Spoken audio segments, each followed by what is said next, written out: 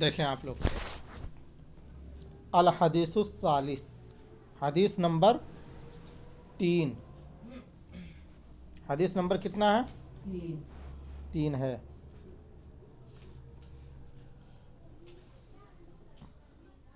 ارکان اسلام کے بیان میں ہے۔ بسم اللہ الرحمن الرحیم۔ عن ابی عبد الرحمن عبد اللہ بن عمر بن الخطاب رضی اللہ عنہما قال سمعت رسول اللہ صلی اللہ علیہ وسلم یقول بنی الاسلام علی 5 شہادتی اللہ الہ الا اللہ وان محمد رسول اللہ وإقام الصلاة وإيتاء الزكاة وحج البيت وصوم رمضان رواہ البخاری ومسلم۔ اس حدیث کو سیدنا امام بخاری رحمۃ اللہ علیہ نے کتاب الایمان میں اور کتاب العلم میں اور کتاب الشہادات میں ذکر فرمایا ہے، اور امام مسلم نے کتاب الایمان میں اس حدیث پاک کو ذکر فرمایا ہے، اور ان کے علاوہ بھی ہو سکتے ہیں، میرے علم میں اتنا ہی ہے۔ حدیث پاک کا ترجمہ یہ ہے کہ روایت کرتے ہیں عبد الرحمن عبداللہ ابن عمر ابن خطاب رضی اللہ تعالی عنہما سے کہ حضرت عبدالرحمن عبداللہ بن عمر ابن خطاب رضی اللہ تعالی عنہما فرماتے ہیں کہ میں نے رسول اللہ صلی اللہ علیہ وسلم کو فرماتے ہوئے سنا کہ اسلام کی بنیاد 5 چیزوں پر ہیں۔ اسلام کی بنیاد 5 چیزوں پر ہیں۔ پہلا کیا ہے؟ شہادتی اللہ الہ الا اللہ وان محمد رسول اللہ،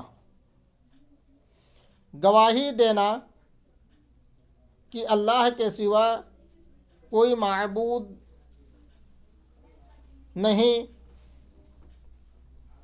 گواہی دینا کہ نہیں ہے کوئی معبود مگر اللہ، اور محمد الرسول اللہ صلی اللہ علیہ وسلم اللہ کے رسول ہیں، یہ گواہی دینا۔ پھر کیا ہے؟ وَإِقَامِ الصَّلَاةِ، نماز قائم کرنا، وَإِيتَاءِ الزَّكَاةِ، اور زکوٰۃ ادا کرنا، وَحَجَّ الْبَيْتِ، اور حج بیت اللہ کرنا، وَصَوْمِ رمضان، اور رمضان کا روزہ رکھنا۔ اس حدیث کو سیدنا امام بخاری اور امام مسلم رحمۃ اللہ تعالی علیہ نے روایت کیا ہے۔ یہ حدیث بڑی مختصر اور جامع حدیث ہے۔ اس میں اسلام کے ارکان بیان کر دیے گئے ہیں۔ اس میں کا ہر رکن ایک ستون کے مثل ہے۔ ستون سمجھتے ہیں؟ کھمبا۔ اس طرح اسلام کے 5 ستون ہیں۔ پہلا تو یہ ہے کہ توحید باللہ اور رسالت بالرسول کی گواہی دینا، جو کہ قصر اسلام کا درمیانی ستون ہے۔ یعنی سب سے پہلے اللہ اور اللہ کے رسول پر ایمان لانا، پھر کیا ہے؟ نماز کی پابندی کرنا، پھر کیا ہے؟ زکوٰۃ کا ادا کرنا، اور حج بیت اللہ کرنا جس کے پاس طاقت ہو، ٹھیک ہے، اور ماہ رمضان کا روزہ رکھنا، ٹھیک ہے۔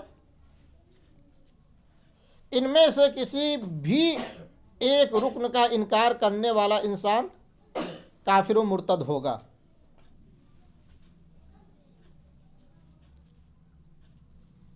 اس حدیث میں روزوں کو حج کے بعد بیان کیا گیا ہے، اور انہیں عبداللہ ابن عمر رضی اللہ تعالیٰ عنہ سے دوسری روایت میں حج سے پہلے روزوں کو بیان کیا گیا ہے۔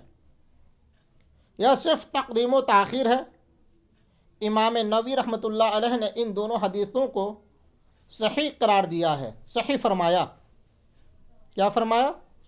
صحیح فرمایا ہے۔ امام مسلم نے ان دونوں کی تخریج فرمائی ہے، دونوں روایتوں کی تخریج امام مسلم نے فرمائی ہے۔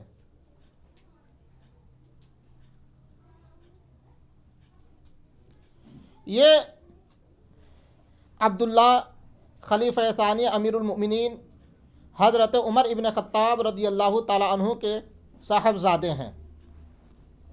ان کی کنیت ہے ابو عبد الرحمن۔ نزول وحی سے 1 سال پہلے ان کی ولادت ہوئی، اور بچپن ہی میں اپنے والد محترم کے ساتھ مکہ میں ایمان لے آئے، اور اپنے والد ماجد کے ساتھ مدینہ منورہ کی طرف ہجرت بھی فرمائی۔ ایک غزوہ خندق میں اور دوسرے غزوات میں شریک رہے۔ ان کا شمار صحابہ کرام کے ان جماعت میں سے ہوتا ہے جو فقیہ ہیں، بڑے علم والے ہیں، زہد و تقوی اور پرہیزگاری والے تھے، معاملات میں بڑی دیکھ بھال اور احتیاط کرتے تھے۔ حضرت جابر ابن عبداللہ نے فرمایا کہ ہم میں کا کوئی نہیں بچا کہ دنیا اس پر مائل ہو گئی اور وہ دنیا کی طرف جھک گیا، سوائے حضرت عمر رضی اللہ تعالیٰ عنہ کے صاحبزادے، یعنی عمر۔ ان کا نام کیا ہے؟ عمر، عبداللہ بن عمر ہے، اور ان کے بیٹے عبد الرحمن بن عمر کے، ٹھیک ہے، یعنی عمر نہ کہیں، ان کے بیٹے عبداللہ ابن عمر کے، حضرت عمر رضی اللہ تعالیٰ عنہ کے ایک بیٹے کا نام عبداللہ ہے، ٹھیک ہے نا؟ یہ عمر نہیں، یہ عمر ہے۔ کیا ہے؟ عمر۔ مجھ سے مغالطہ ہو رہا تھا، یہاں پہ عمر نہیں، عمر۔ کیا ہے؟ عمر۔ اب حضرت عمر رضی اللہ تعالیٰ عنہ کے صاحبزادے کا نام بھی عبداللہ ہے۔ یہ عبداللہ ابن عمر ہیں، جہاں پہ عمر ہوا وہ مجھ سے لغزش ہوئی۔ انہوں نے اپنی عمر میں 1000 سے زائد غلاموں کو غلامی کے قید سے آزاد فرمایا۔ 73 ہجری میں 84 یا 86 برس کی عمر میں وفات پائی۔ انہوں نے وصیت کی تھی کہ مجھ کو مقام حل میں دفن کیا جائے،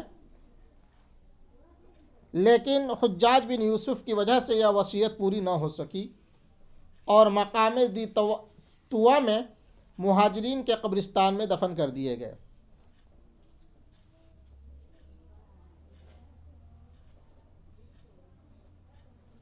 آئی بات سمجھ میں؟ بس آپ کے عقل و فہم و فراست کے اعتبار سے اتنی سی تشریح کافی ہے۔